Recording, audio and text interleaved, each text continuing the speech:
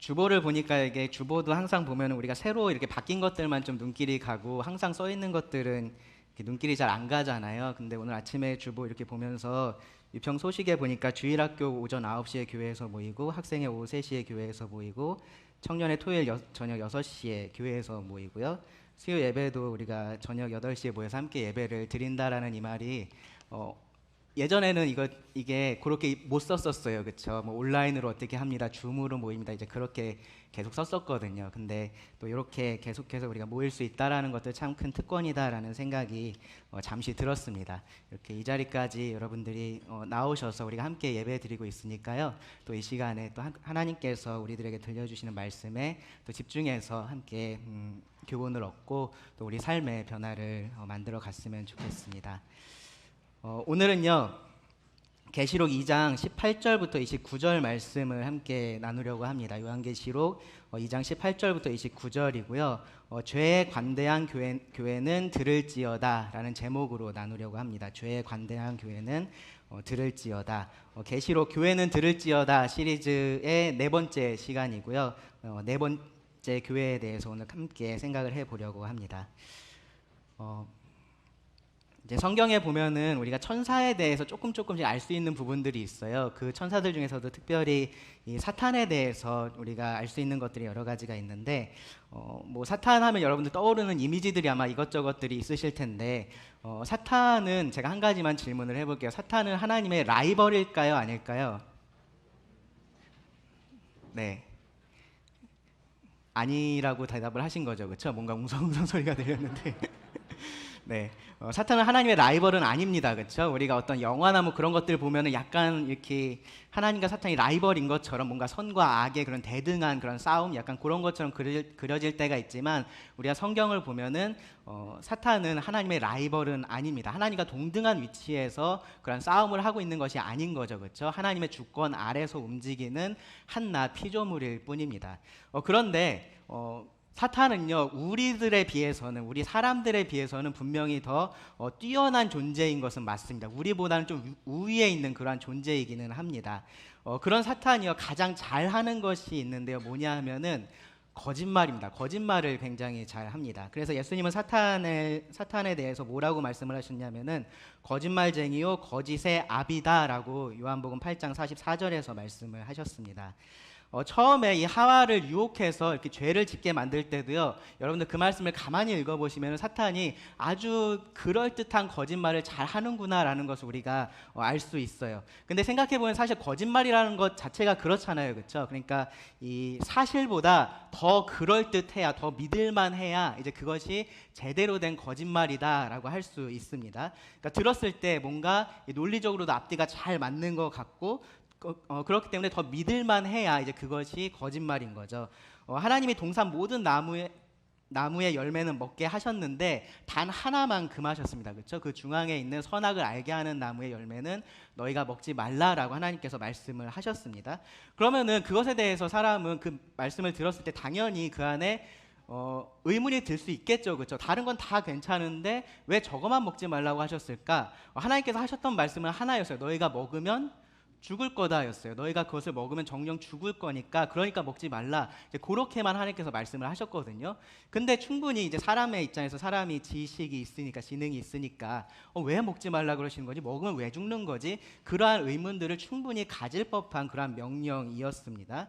아담과 하와도 이제 성경에 그렇게 기록되어 있지는 않지만 어쩌면 그러한 의문을 가졌을 겁니다. 그런데 그때 그들은요, 하나님에 대한 신뢰가 먼저 있었어요. 그들에게 명령을 주셨던 그 하나님에 대한 신뢰가 먼저 있었기 때문에 그런 의문 자체를 그렇게 중요한 것으로, 이것을 내가 꼭 알아야겠다, 꼭 풀어야겠다, 이제 그런 생각들은 하지 않았을 겁니다. 그런데 보면요, 사탄이 바로 그런 점을 파고든 거예요. 먼저 사탄이요, 하나님이 참으로 너희에게 동산 모든 나무의 열매를 먹지 말라고 하시더냐라고 그렇게 여자를 찾아서 물어봅니다. 그렇죠? 그러니까 이 사람들은 그동안에 그렇게 궁금하긴 했었지만 그렇게 중요하게 생각하지는 않고 있었던 그 질문이 사실은 중요한 거야 라고 지금 사탄이 그러한 인상을 주고 있는 겁니다. 그리고요, 그 아담과 하와가 찾지 못했었던 그 의문에 대한 해답도 주죠. 창세기 3장 5절에 보면은 너희가 그것을 먹는 날에는 너희 눈이 밝아져 하나님과 같이 되어 선악을 알 줄을 하나님이 아심이니라. 자, 하나님께서 그들에게 하셨던 말씀이 있었어요. 그렇죠? 너희는 이걸 먹으면 안 되고 먹으면 죽게 될 거다라고 하셨던 그 말씀이 있었고요. 지금 여기서 사탄이 이 사람들에게 하고 있는 바로 이 말이 있습니다. 너희가 그것을 먹는 날에는 너희 눈이 밝아져서 하나님같이 돼서 선악을 알게 될 것을 하나님이 아셨고 그렇기 때문에 먹지 말라고 하신 거야 라고 한 이 사탄의 말이 있습니다. 누구의 말이 더 설득력 있게 이 아담과 하와에게 들렸을까요? 만약에요, 이것이 하나님과 사탄의 말이 아니라 그냥 어떤 두 사람이 와서 이러한 정보를 줬다라고 한번 여러분 생각을 해보시기 바랍니다. 어떤 사람이 와서 저 동산 중앙에 있는 나무의 실과는 먹지 마, 저거 먹으면 너네 죽을 거야 라고 누군가 말을 했고, 다른 어떤 사람이 와서 아니야, 저 사람이 그렇게 말한 거는 너희들 위해서 그런 게 아니라 저걸 먹으면 너희가 그렇게 높아져서 대단한 사람이 될까봐 그거 막으려고 그렇게 한 거야, 먹어도 안 죽어. 이제 그렇게 와서 이야기를 한 겁니다. 여러분, 그런 말들을 들었을 때 여러분 누구의 말이 더 믿을만 하다라고 여러분 생각을 하시겠습니까? 하나님의 말씀은요, 가만히 생각해 보면 친절하지 않아요. 그렇죠? 왜 먹지 말아야 되는지 그런 것에 대해서 이 아담과 하와의 입장에서 잘 설명해 주시질 않았습니다. 그리고 이것은 명령이었어요. 그렇죠? 뭔가 대화를 하겠다라는 것이 아니었고요, 설득을 하겠다라는 것도 아니었고 그냥 먹지 말라라는 명령이었습니다. 강압적으로 들렸을 겁니다. 어떤 여지도 주지 않는 이 명령이 아담과 하와에게 불편하게 들렸을 수 있었을 겁니다. 그런데요, 반면에 이 사탄의 말을 가만히 보시면요, 이 결과만 이야기하는 것이 아니라, 그러니까 죽지 않을 거다라는 그 결과만 얘기하는 게 아니라 왜 그런지 그 이유에 대해서 아주 친절하게 설명을 해 줍니다. 최소한 이 사탄의 말에는요, 듣고서 그래, 그럴 것 같아 라고 생각할 수 있을 만한 그러한 논리가 그 안에 들어 있습니다.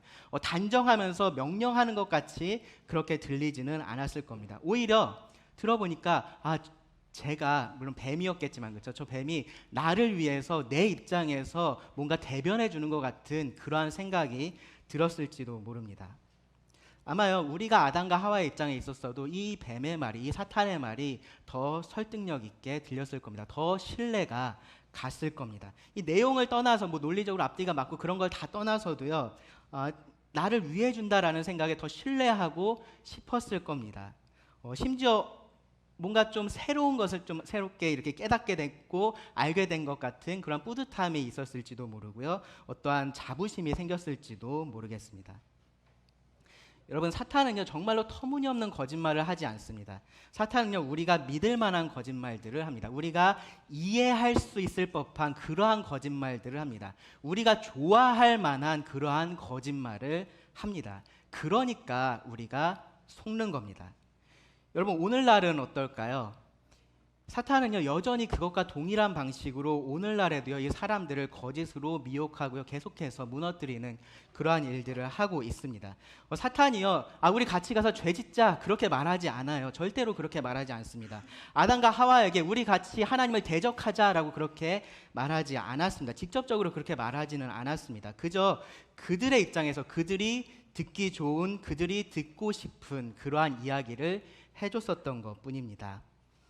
지금도요, 사탄은 그렇게 하고 있습니다. 우리 생각에 좀 듣기 좋은 것들, 우리가 원하는 것들, 우리가 옳다라고 생각하는 것들, 우리가 가졌으면 좋겠는 것들, 그러한 것들로 우리들을 속이고 있습니다. 우리가 생각하기에 좋은 것, 옳은 것들을 우리가 원하는 대로 추구해야 한다라고 우리를 부추기고 있는 겁니다.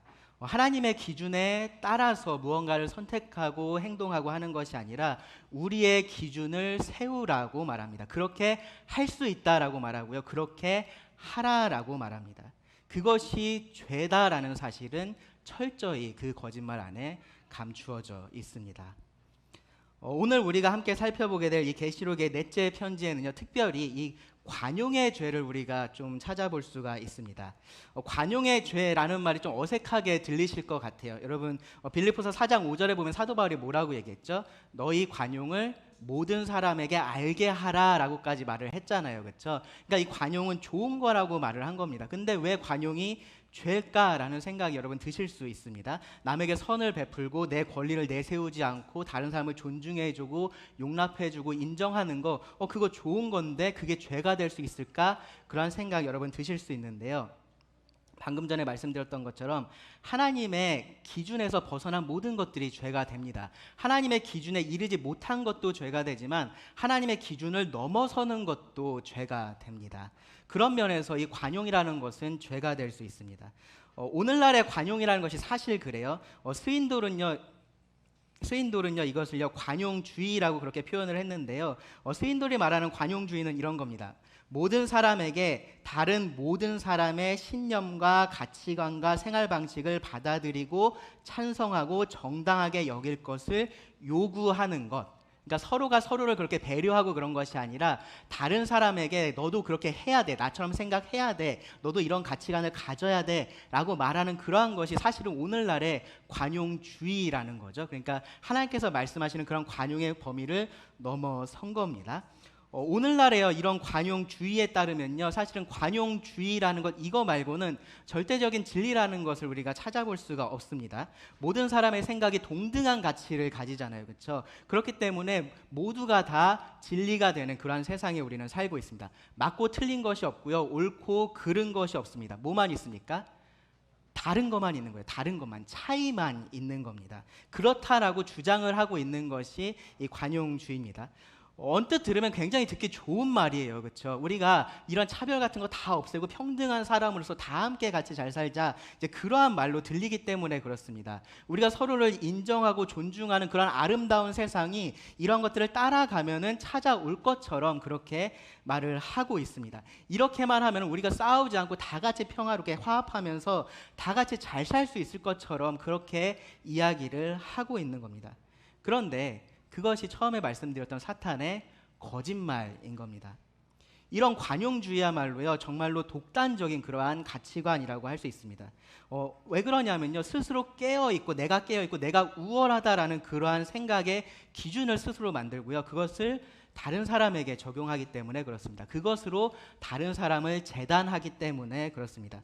자신의 생각에 맞기 때문에, 내 기준에 맞기 때문에 다른 사람들도 다 그렇게 생각을 해야 한다라고 말하기 때문에 그렇습니다. 그리고 그렇지 않은 사람들은 아직 생각이 덜 깨인 사람, 아직 마음이 열리지 않은 사람, 미개한 사람으로 그렇게 보고 있는 겁니다. 여러분 지금 세상이 교회를 어떻게 보는지 한번 생각해 보세요. 여러분 창조론에 대해서 세상이 어떻게 보고 있습니까? 최소한 그것도 하나의 이론은 될 수 있다라고 생각하는 사람은 극소수입니다. 만약에 정치인이나 유명한 무슨 스타가 나는 창조론을 믿어요라고 말하면요 아마도 세상의 사람들은 뉴스에서 정말로 과학도 모르는 광신도로서 그 사람을 취급을 할 겁니다. 동성애에 반대하는 건 어떤가요? 그것은 다른 의견이 될 수 없는 세상에서 우리는 살고 있습니다. 그것은 틀린 의견이 되었습니다. 그렇게 하는 사람은요 사랑이 없는 사람이고요 차별하는 사람입니다. 동등한 인권을 가진 어떤 인간을 혐오하는 사람으로 비춰지고 있습니다. 낙태를 반대하면 어떤가요? 여성을 차별하는 사람이 됩니다. 여성을 아이 낳는 도구로 생각하는 그러한 파렴치한 사람이 됩니다. 오늘날의 관용주의가 그렇다라는 겁니다. 그러니까 이 관용이라는 이름으로 모든 것을 받아들여야만 하고 그렇게 하지 않으면 정상적인 사람이 될 수 없는 그런 가치관이 지배하고 있는 세상을 우리가 지금 살고 있다라는 겁니다. 그런 가치관이요 정말로 조금씩 사람들의 생각에 이제 스며들어 왔고요. 이제는 그것들이 많은 사람들의 생각에 동의를 얻어서 점점점 국가의 제도가 되고 있는 세상을 우리가 살고 있습니다. 이 관용이라는 성경적인 가치, 관용은 성경적인 가치입니다. 그런데 그 가치의 기준을 바꾼 거죠. 그리고 그 관용에 죄에 대한 것까지 집어넣은 겁니다. 죄에 대해서까지 관대해야 한다라고 말하는 겁니다. 그리고 우리가 그렇게 할 때 우리는 관용의 죄를 범합니다. 하나님께서 미워하시는 죄를 용납하는 관용은요 사탄의 거짓말입니다. 문제는 세상이 계속 이렇게 흘러간다라는 거예요. 우리가 이 흐름을 막을 수가 없다라는 겁니다. 그리고 교회는 그런 세상 속에서 살아가야만 한다라는 겁니다. 그러니까 교회가 압박을 받을 수밖에 없어요. 이 세상 속에 살면서 어떻게 우리가 무엇을 판단하고 무엇을 취하고 무엇을 버려야 할지 압박을 느낄 수밖에 없는 겁니다. 우리가 말씀에 따라서 산다라고 했을 때 포기해야 할 것들이 점점점 더 많아지고요. 손해를 봐야 할 것들, 억울한 일들이 많아진다라는 거죠. 우리가 이 말씀에 따라서 했을 때 오히려 세상은요 우리에 대해서 뭐라고 비판을 하기까지 하냐면은 너희가 믿는 예수와 너희가 다르다라고 얘기를 합니다. 예수님은 독선적이지 않았고 예수님은 사랑이 많았고 모든 사람을 포용했었는데 너희는 그렇지 않다라고 말을 하고 있는 겁니다. 이런 세상 속에서 이러한 세상의 거센 물결 속에서 교회가 어떻게 해야 될까요? 어떤 선택을 해야 될까요? 이 두아디라 교회가 정확히 그런 상황 속에 있었습니다. 그 교회에 그리고 그 교회의 주인이 되신 주님께서 지금 편지를 하고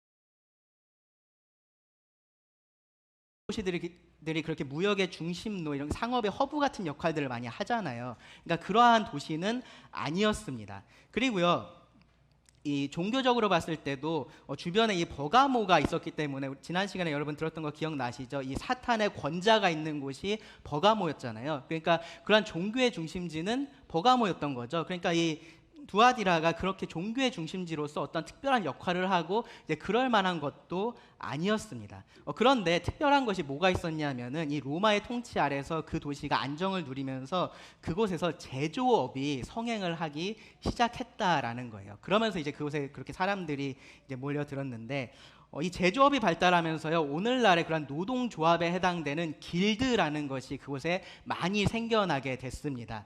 이 램지라는 신학자는요, 이 당시의 비문을 인용을 해서 이 두아디라에 있었던 그러한 길드가 어떤 것들이 있었는지를 이야기를 하는데요. 울 직공의 길드가 있었습니다. 양모를 직공하는. 그리고 아마 직공들이 있었고요. 리넨인 거죠. 그리고 외투를 만드는 사람의 길드, 염색공 길드, 그리고 가죽 직공 길드, 무두장이, 그러니까 가죽을 이렇게 부드럽게 만드는 사람이죠.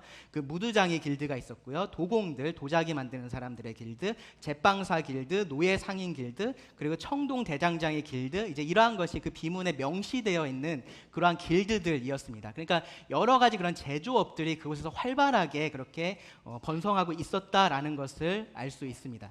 그 중에서도요, 가장 성행했던 것이 뭐였냐면은 염색과 울 관련 사업들이었습니다. 그러니까 이 루디아는요, 어떤 사람인 거예요? 그 두아디라에서 빌립보까지 그렇게 진출을 한 이 두아디라의 상인이었었던 거죠.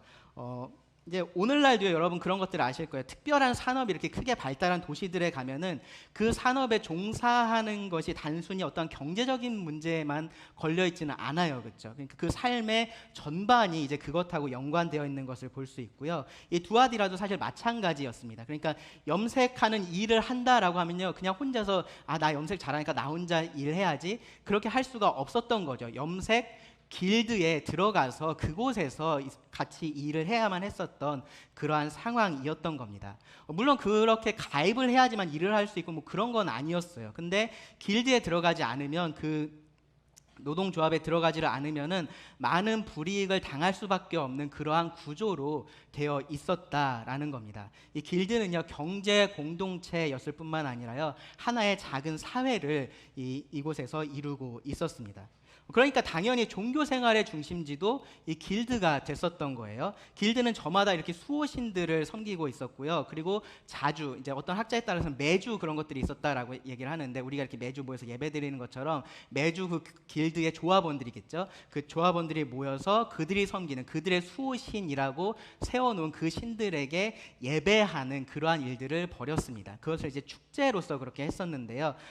다른 이제 우상 숭배들하고서 동일한 그러한 일들을 했었던 거죠. 그 우상에게 절을 했고요. 그 우상에게 바쳤던 그 음식으로 배를 불렸고요. 그리고 성적으로 부도덕한 일들이 아주 당연하게 그렇게 벌어졌던 곳이 그러한 길드의 축제의 장소였었습니다.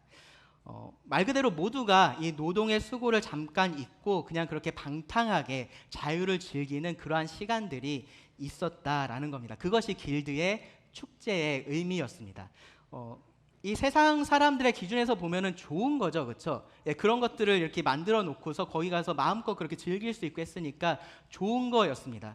그런데 그 도시에 살고 있는 그리스도인들에게 있어서는 그것이 큰 압박이 될 수밖에 없었을 겁니다. 왜냐하면요, 자신들이 하고 있는 이 일자리를 유지하고 그 사업을 계속해서 하려면 어떻게 해야 되는 거예요? 그 길드 안에 들어가 있어야 되는 거죠. 그리고 그 안에 들어가 있으면은 이 축제에 참가를 해야만 됐었던 겁니다. 그렇게 하지 않으면 그 조합에서 자기가 소외받게 되고, 그러면서 그 사업에 있어서 여러 가지 불이익을 당할 수밖에 없는 그러한 구조로 되어 있었다라는 겁니다.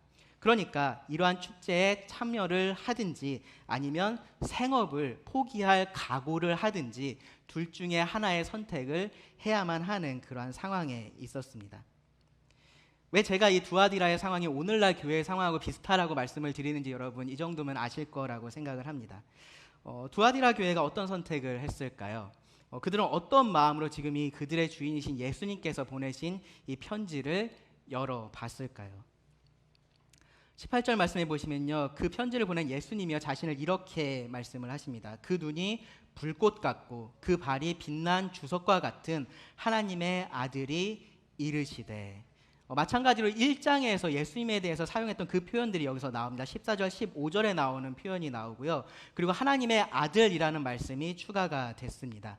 이 표현들은요, 공의로 심판하시는 재판관이신 예수님의 모습을 강조를 합니다.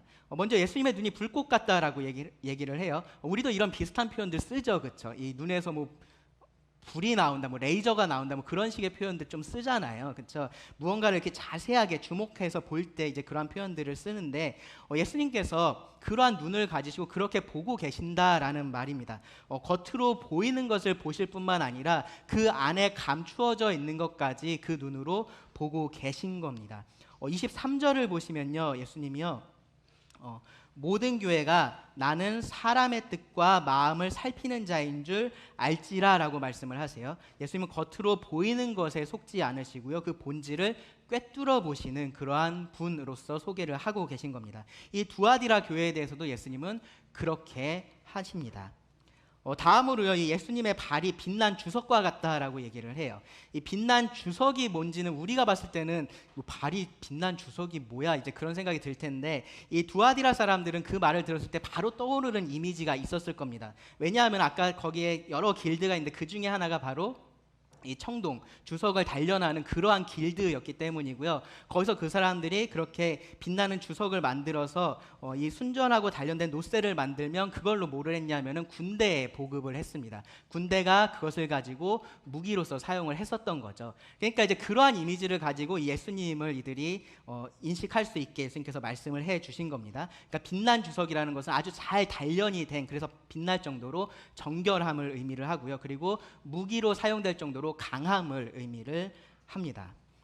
27절을 보시면요, 시편 2편 9절의 말씀이 인용이 되어 있는데요, 거기 보시면 철장을 가지고 그들을 다스려 질그릇 깨트리는 것 같이 하리라 라는 이 말씀이요, 시편 2편 9절의 말씀을 인용을 한 건데요, 예수님은요 심판하는 왕으로서 이 대적하는 자들을 깨트리고 부수십니다. 이 말씀이요 계시록 19장 15절에도 인용이 돼요. 제가 읽어드리면, 그의 입에서 예리한 검이 나오니 그것으로 만국을 치겠고 친히 그들을 철장으로 다스리며 또 친히 하나님 곧 전능하신 이의 맹렬한 진노의 포도주 틀을 밟겠고 라고 말씀을 합니다. 그러니까 여기 철장으로 다스리는 것하고 이 맹렬한 진노의 포도주를 밟는 것, 이제 그것이 함께 나오는 것을 볼 수 있습니다. 그러니까 발로 밟아서 으깨는 것을 이 심판의 이미지로 그렇게 사용을 한 거죠. 그러니까 예수님은요 모든 것을 아시는 분, 불꽃 같은 눈을 가지신 분으로서 모든 것을 다 아시는 거고요. 그리고 그 발, 빛난 주석으로 된 그 발은요, 그 정결하지 않은 것들을 그 강력으로, 그 힘으로 밟아서 깨뜨리고 제거하시는 분, 즉 심판하시는 분으로 말씀을 하시는 겁니다. 두아디라는요, 이 제우스의 신이라고 불렸던 아폴로를 그 도시 전체가 숭배를 하고 있었습니다. 그리고 신의 아들로서 여겨졌던 황제를 그들이 숭배를 하고 있었습니다. 그런데 정말 참된 신의 아들, 하나님의 아들이 누구신 거예요? 예수님이신 거죠. 그 예수님께서 이 하나님의 아들로서 다스릴 모든 권세를 받으셨고요. 그리고 그런 아주 높고 두려운 분으로서 지금 이 두아디라 교회에게 편지를 한다라고 말씀을 하시는 겁니다. 여기까지 읽었을 때 이 두아디라 교회는요, 이 뒤에 어떤 말씀이 이어질지 정말로 두려운 마음에 귀를 기울이고 있었을 겁니다. 그리고 이제 편지의 본론이 시작됩니다. 내가 너의 사업과 사랑과 믿음과 섬김과 인내를 아노니 너의 나중 행위가 처음 것보다 많도다. 휴, 였겠죠, 그렇죠? 네. 이런 예수님께서 우리한테 무슨 말씀을 하실까 두려운 마음이 있었는데, 예수님께서 여기 이제 사업을 안다라고 말씀을 하셨는데, 이것은 이제 뒤에 나오는 행위하고 똑같은 단어입니다. 왜 사업이라고 번역을 했을까 제가 고민을 많이 해봤는데 모르겠어요. 네, 행위입니다. 행위. 앞에 에베소 교회에 대해서도 예수님께서 내가 너의 행위를 안다라고 말씀하셨을 때 사용한 그 단어가 여기 그대로 사용이 됐습니다. 내가 너희들의 행위를 안다, 너희들의 삶을 안다, 너희의 신앙을 안다라고 말씀을 하신 겁니다. 그러면서 이제 그들의 그 삶을요 네 단어로 정리를 하셨어요. 사랑, 믿음, 섬김, 인내예요. 사랑, 믿음, 섬김, 인내입니다. 이게 성경에서 우리가 자주 볼 수 있는 표현이니까 제가 굳이 설명을 안 드리겠습니다. 근데 보시면요, 여기 이 단어들을 보시면은 앞에 사랑하고 믿음은요, 우리 삶에 있어서 내적인 동기에 해당이 되는 부분이고요. 뒤에 나오는 섬김과 인내는요, 삶의 외적인 열매에 해당되는 부분입니다. 이 서로가 또 다 관련이 있는데 가만히 보시면은 사랑은 섬김하고 좀 더 밀접하게 관련이 되어 있고요. 믿음은 인내하고 조금 더 밀접하게 연관이 되어 있습니다. 이 두아디라 교회는요, 하나님에 대한 그런 참된 사랑을, 예수님에 대한 참된 사랑을 가지고 있었고, 그러한 사랑으로 서로를 섬기고 있었고요. 또 핍박 중에도 이 하나님에 대한 참된 믿음을 신실하게 지켜가고 있었던 그러한 교회였다라는 거죠. 에베소 교회는요, 이 섬김과 인내에 있어서 주님의 칭찬을 동일하게 받았어요. 그렇죠? 근데 뭐가 문제였습니까? 사랑이 문제였죠. 그렇죠? 너희의 처음 사랑을 버렸다라는 것이 문제였잖아요. 근데 이 두아디라 교회는 그 사랑에 있어서도 칭찬을 받은 거죠. 그렇죠? 그러니까 그들의 섬김과 인내가 의미 없는 것이 아니었다라고 주님께서 말씀해 주시는 겁니다. 심지어 뭐라고도 말씀하셨냐면 예수님이 너의 나중 행위가 처음 것보다 많도다라고까지 말씀을 하셨어요. 이 처음 사랑을 버렸었던 그 에베소하고는 다르게 두아디라는 오히려 그 사랑이 처음보다 더 커졌다라는 겁니다. 그 믿음도 더 강해졌다라는 겁니다. 그래서 더욱더 서로를 그렇게 사랑으로 섬겼고 그 믿음 가운데 굳세게 서 있었다라는 거죠. 여러분 어떠세요? 이 정도면 100점짜리 교회 아닌가요? 그렇죠? 사람이 넘치기보다 사랑이 넘치는 교회가 된 것 같잖아요. 그렇죠? 섬김을 원하기보다 섬김의 기쁨을 알아가는 그러한 교회입니다. 세상이 아니라 주님이 주목을 하고 있고요. 겉모습이 아니라 중심이 주님을 향한 그러한 교회다라고 우리가 말할 수 있는 교회입니다. 이 편지가요, 한 번에 동시에 전달된 게 아니라 이렇게 돌아가면서 전달이 됐을 것이다 라고 생각을 하면 어쩌면 이 에베소에 어떠한 편지가 전달됐는지 이 두아디라의 어떤 성도들은 알고 있었을 수도 있을 것 같다라는 생각이 들었습니다. 만약에 그랬다면 요 말씀을 들었을 때 우리는 에베소 같은 그런 책망은 받지 않겠구나, 이제 그런 생각이 들었을지도 모르겠습니다. 어쩌면 진짜로 이 서만화처럼 우리도 칭찬만 받는 그러한 교회일 수도 있겠구나, 이제 그러한 기대감이 생겼을지도 모르겠습니다. 그런데 안타깝게도요, 이 주님의 입에서는요, 그들이 듣고 싶지 않았던 단어 그러나가 나왔습니다. 20절을 보시면 그러나 너에게 책망할 일이 있노라. 자칭 선지자라 하는 여자 이세벨을 네가 용납함이니 그가 내 종을 가르쳐 꾀어 행음하게 하고 우상의 제물을 먹게 하는도다.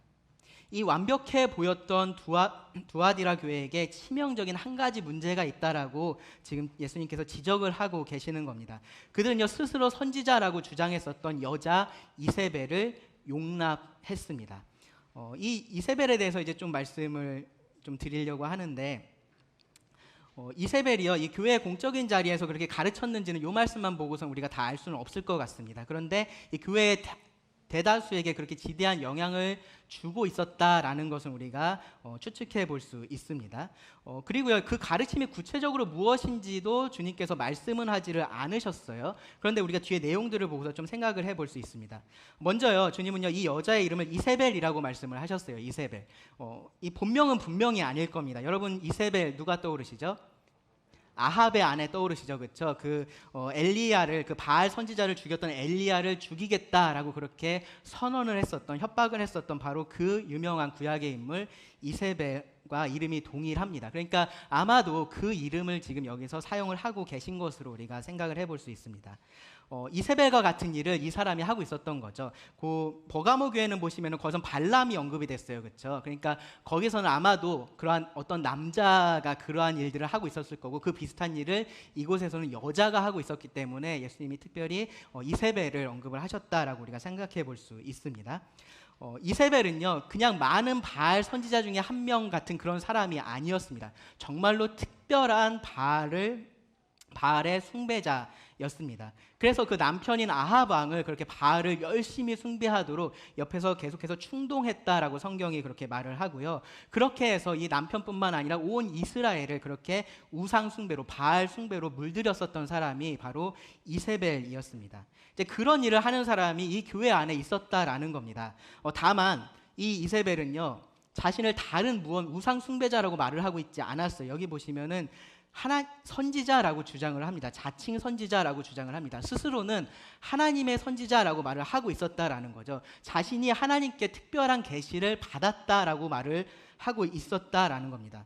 그러지 않았으면 애초에 교회가 이 여자를 그 교회 안으로 받아들이지 않았을 거예요. 그렇죠? 나는 우상 숭배자야라고 했다면 교회 안으로 그 여자를 들이지 않았을 겁니다. 그런데 스스로를 선지자라고 했기 때문에, 하나님의 선지자라고 했기 때문에 교회는 이세벨을 그 교회 안으로 받아들였고요. 그 말을 들었었던 겁니다. 그리고요, 그렇게 주장을 하면서 이 두아디라 성도들을 꾀어서, 그 20절 뒷부분에 보시면은 그들을 꾀어서 행음하게 하고 우상의 제물을 먹게 했다라는 겁니다. 행음하고 우상의 제물을 먹는 것, 이거 앞에서 제가 말씀드렸던 그 길드의 축제 장면인 거죠. 이 길드에서 우상을 섬기면서 그들이 벌이고 있었던 그 축제의 장면인 겁니다. 바로 그러한 축제에 참여하게 만들었다라는 이야기입니다. 어떻게 교회가 이런 죄에 빠졌을까? 음행을 하고 우상의 제물을 먹고 그러한 축제에 참여하고 어떻게 이런 죄에 빠졌을까라는 생각이 드실 수 있습니다. 그런데요, 앞서서 말씀드렸던 이 두아디라의 상황을 우리가 좀 생각해 봐야 됩니다. 그들에게요, 이 세상의 거센 압박이 있었습니다. 생계가 달려있는 정말로 쉽지 않은 선택을 하면서 이들이 살아가야만 됐습니다. 우상 숭배를 거부한 성도들은요, 힘겹게 그들의 생계를 유지를 해야 됐었고요. 우상 숭배를 하면서 편하게 사는 사람들을 그들의 눈으로 보고 있었어야만 했었던 거죠. 어쩌면 교회 안에도 그런 사람들이 있었을 거예요. 그렇죠? 똑같이 하나님을 믿는다라고 하면서, 우리는 예수님을 믿는다라고 하면서 우상 숭배도 하면서 정말로 편안하게 잘 살고 있는 그러한 사람들을 목격하면서 그들이 그러한 것들을 거부하면서 살고 있었던 그러한 교회의 성도들이 많이 있었을 것이다 라는 겁니다. 그런 상황이었기 때문에 이 이세벨의 말이 그들에게 설득력 있게 들렸을 겁니다. 어떤 메시지를 이 이세벨이 전했을까요? 도대체 어떤 얘기를 했길래 이 사랑과 믿음과 섬김과 인내가 있는 정말로 100점짜리 교회 같은 이 교회가 이러한 죄에 빠졌을까요? 이 창세기 3장에서 사탄이 사용했던 바로 그 거짓을 이 이세벨도 사용을 했습니다. 뭐냐면요, 이 죄와 싸우고 있는, 힘겹게 싸우고 있는 이 성도들의 마음을 편안하게 해준 거예요. 편안하게 해준 겁니다. 24절 말씀을 보시면요, 주님께서 아주 흥미로운 말씀을 하세요. 두아디라 교회에 남아있어 이 교훈을 받지 아니하고 소위 사탄의 깊은 것을 알지 못하는 너희에게 말하노니. 읽으시면서 다들 이게 뭘까 싶으실 거예요. 사탄의 깊은 것을 안다라는 게 도대체 뭘까, 그런 생각이 드실 텐데, 이 표현이 아주 독특한 표현이고요. 다른 데서 우리가 주님께서 뭐 이렇게 더 설명도 안 하시고 다른 데서도 우리가 찾아볼 수 없는 표현이어서 이것이 어떤 의미인지에 대해서는 사실 이견들이 많이 있습니다. 그런데요, 우리가 이 두아디라 교회가 처했던 상황, 그리고 이 말씀의 문맥에서 어느 정도 짐작을 할 수는 있습니다.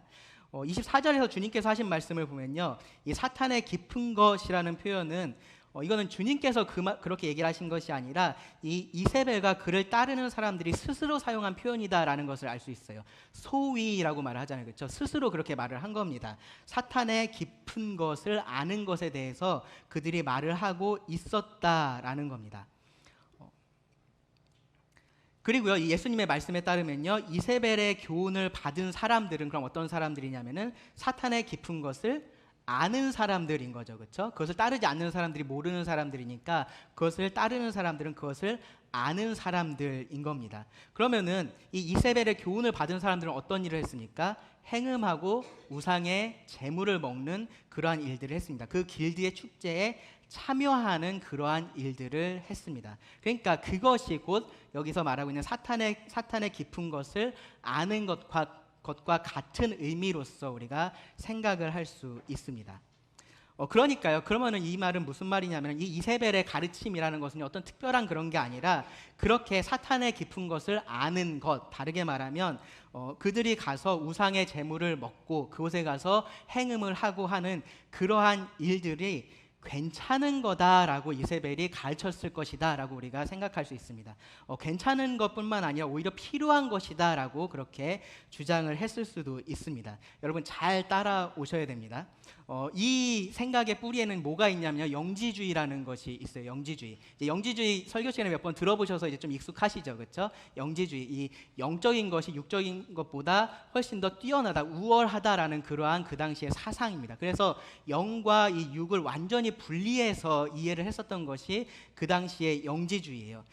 그렇게 하면 뭔가 굉장히 그렇게 영적인 삶을 살았을까 싶은 생각들이 드실 텐데 오히려 정반대입니다. 왜냐하면은 육으로 하는 모든 일들이, 이 몸을 가지고 하는 모든 일들이 우리의 영적인 상태하고 전혀 관련이 없다라고 그렇게 주장을 했기 때문에 몸으로는 얼마든지 죄를 지어도 상관이 없다라고 그렇게 말을 하고 있었던 것이 그 당시의 영지주의였습니다.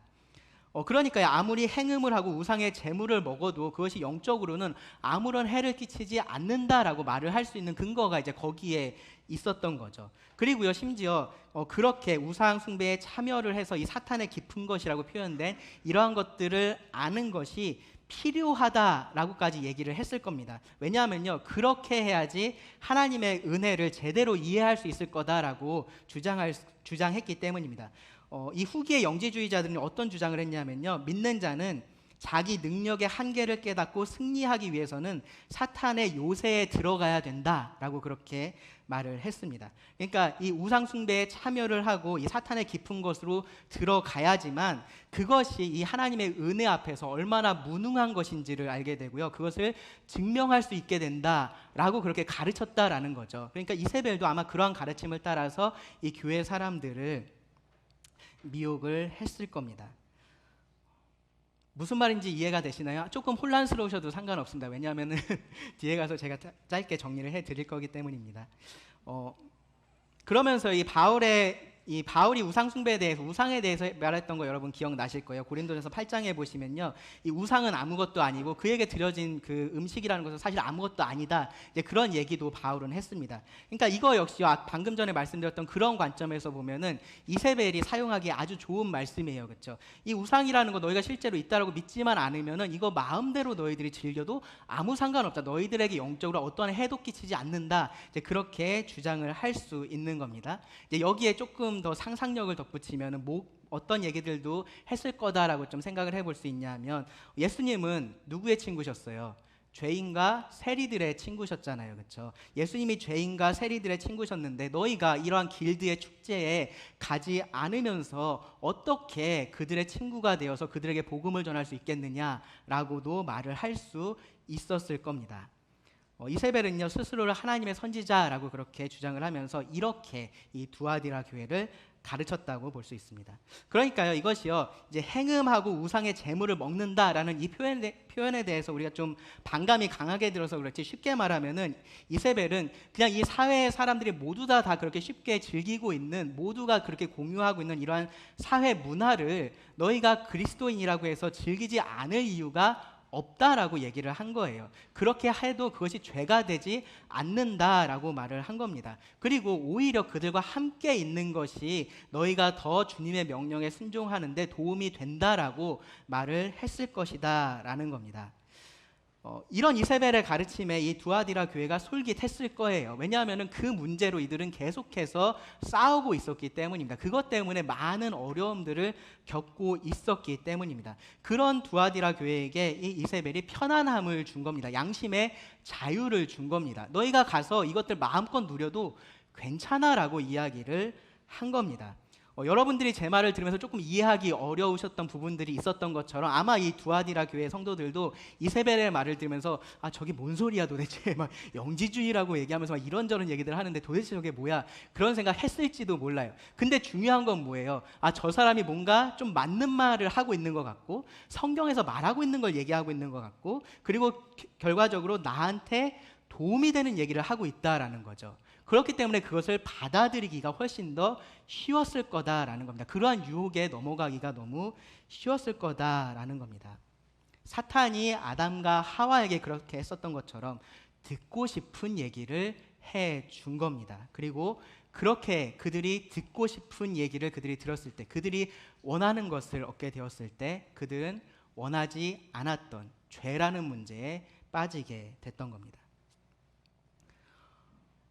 그런데요, 여기 주님께서 정말로 주목하신 것은 뭐냐면요, 그런 우상숭배에 빠진 것보다 그런 거짓 가르침으로 이 성도들을 우상숭배에 빠뜨린 그 이세벨을 교회가 용납했다는 그 부분에 주님은 더 주목을 하고 계십니다. 그러니까 용납했다라는 것은요, 소극적으로는 그냥 묵인한 거예요. 그렇죠? 묵인한 겁니다. 와서 뭐 무슨 얘기를 하든 그냥 내버려 둔 겁니다. 그런데 조금 더 적극적으로는요, 그것을 인정하고 지지한다라는 그러한 의미가 될 수도 있습니다.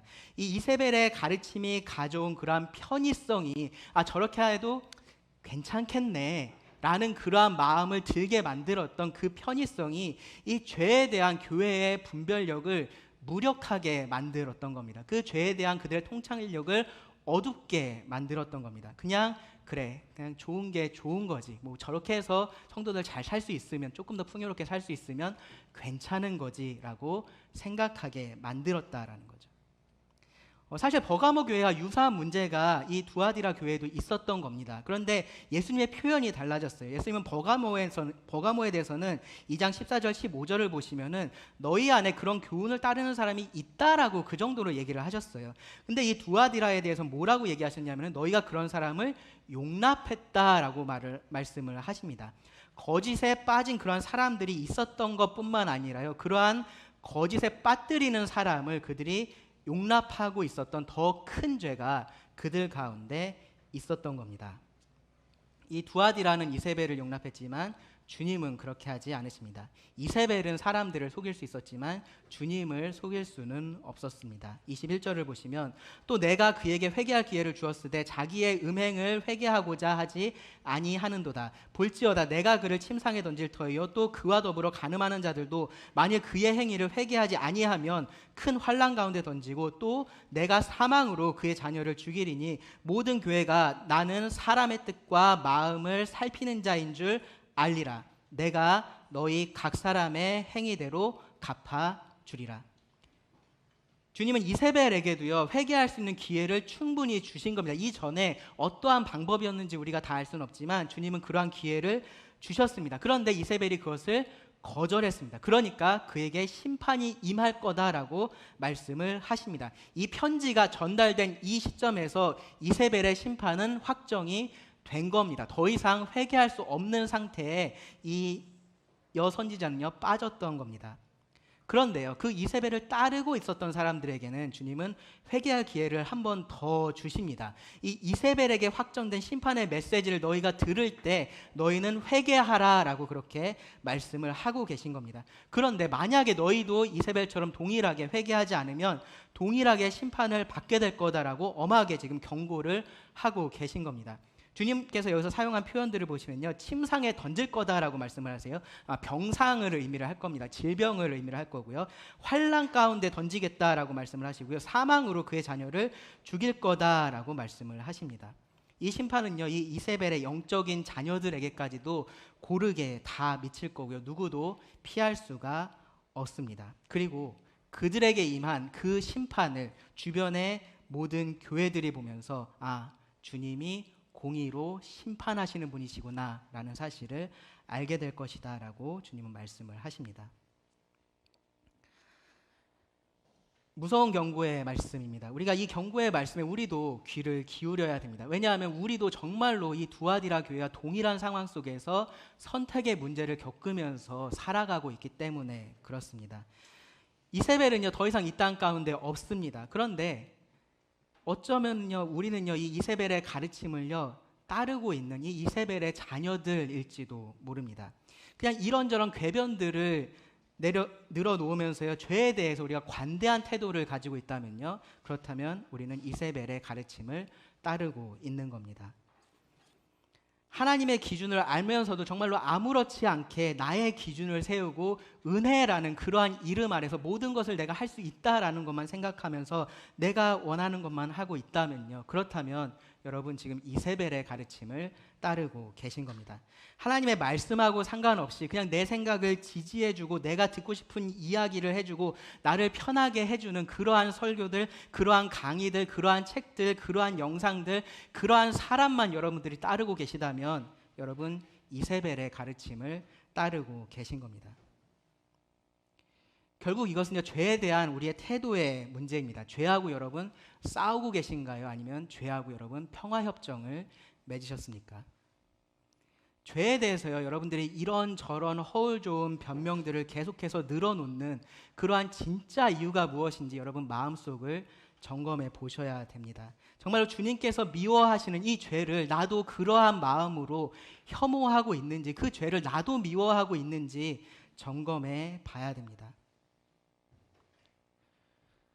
주님 정말로 분명하게 말씀하셨어요. 내가 너희 각 사람의 행위대로 갚아주리라. 주님께서 우리 행위를 심판하실 겁니다. 회개한다면요, 그 행위에 대해서 주님께서 보상을 해 주실 거고요. 그렇지 않다면 그 행위를 벌하실 겁니다. 은혜로 받은 구원으로 우리가 충분하다라고 그렇게만 생각하면서 살아가는 것, 그것도 사탄의 거짓말이라는 거 여러분 꼭 기억하시기 바랍니다. 혹시요, 지금 내가 이 이세벨을 따르면서 죄에 관대하고요, 그리고 내 삶을 내가 편한 대로 그렇게 즐기려고만 한다면요, 혹 그러한 삶을 내가 살고 있다라는 생각이 드신다면 여러분 이 주님의 경고를 무겁게 들으시기 바랍니다. 주님께서 회개할 기회를 지금 주고 계신 겁니다. 지금 회개하셔야 됩니다.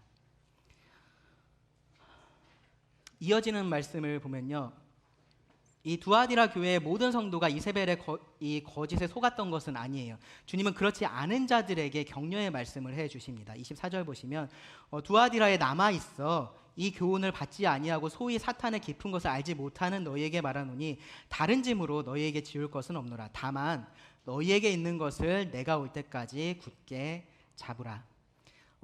주님은요, 이들에게 이제 다른 짐을 지울 것은 없다라고 얘기를 하세요. 너희들에게 내가 다른 무언가를 더 이야기해 줄 것이 없다라고 말씀을 하시고요. 다만 이미 너희에게 있는 그것을 주님께서 오실 때까지 굳게 붙잡고 있어라, 신실하게 그렇게 믿음을 지키고 있어라 라고 말씀을 하십니다. 19절에서 주님께서 이들을 칭찬하셨던 것을 보면요, 이들에게 더 그렇게 뭐를 하라라고 할 것이 없는 것이 맞아요. 그렇죠? 이들에게 사랑이 있었고, 이들에게 믿음이 있었고, 이들에게 섬김이 있었고, 이들에게 인내가 있었습니다.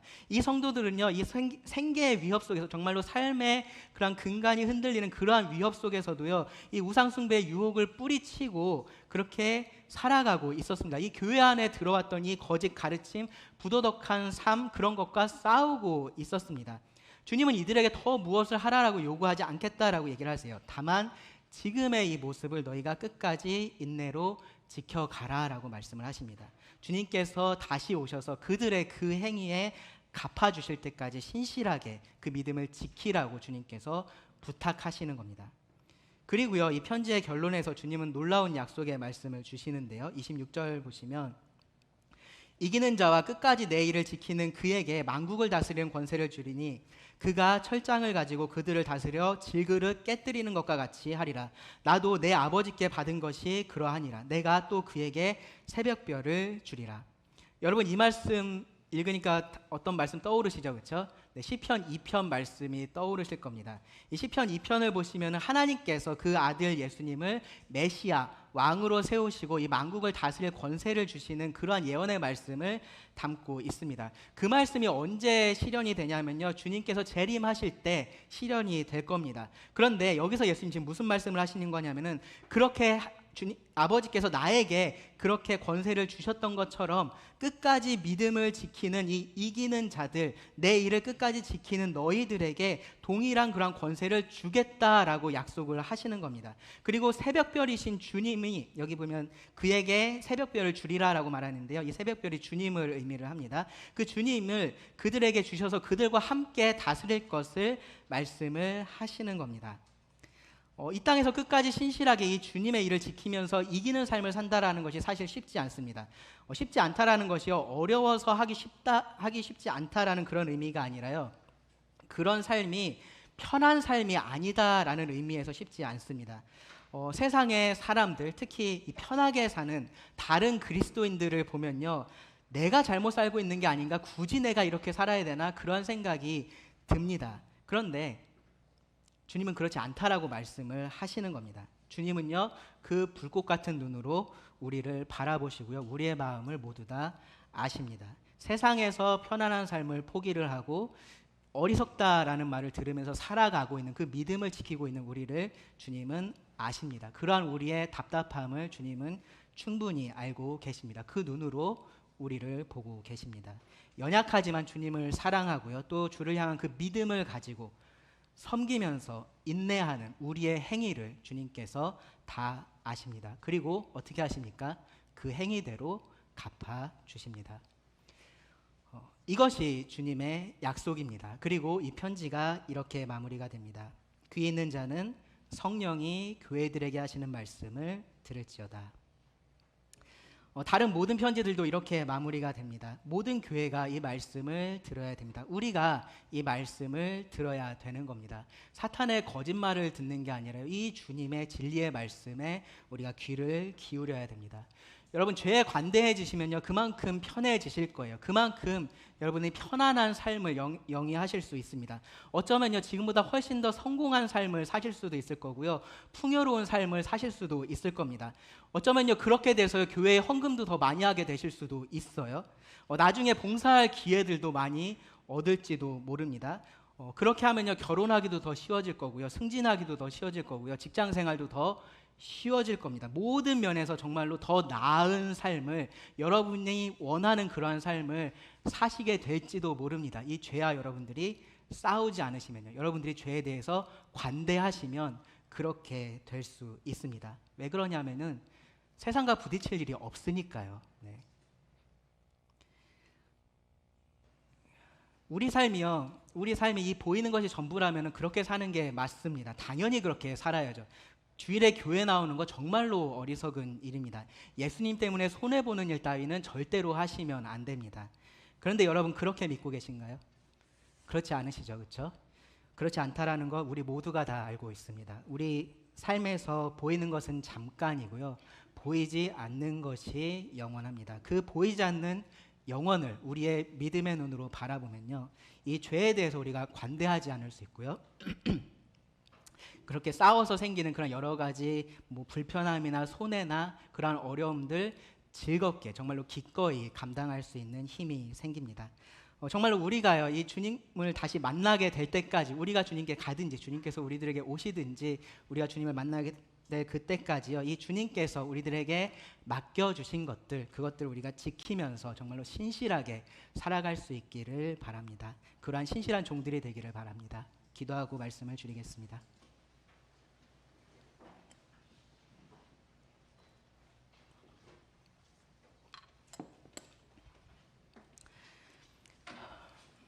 주님, 우리들에게 들려주신 이 말씀에 감사를 드립니다. 참 이러한 말씀들을 보면서 우리 마음에 많은 책망이 있지만, 또 이러한 말씀을 통해서 또 우리가 어디로 가야 하는지, 또 어떻게 회복되어야 하는지 또 알게 하여 주시니 감사를 드립니다. 우리가 죄와 타협하지 않고 죄에 관대한 자들이 아니라 죄와 싸우며 이겨가는 자들이 되게 하여 주시기를 구합니다. 우리가 주님의 모습을 닮아서 이 땅 가운데 사랑을 나타내지만 그 사랑이 죄에 대한 사랑이 아니기를 구합니다. 정말로 주님의 거룩하심을 이 땅 가운데 드러낼 수 있게 하시고, 그러한 모든 것들이 사랑으로 될 수 있도록 도와주시기를 구합니다. 들려진 말씀을 또 주님께 의탁을 드리며 예수님의 이름으로 기도합니다.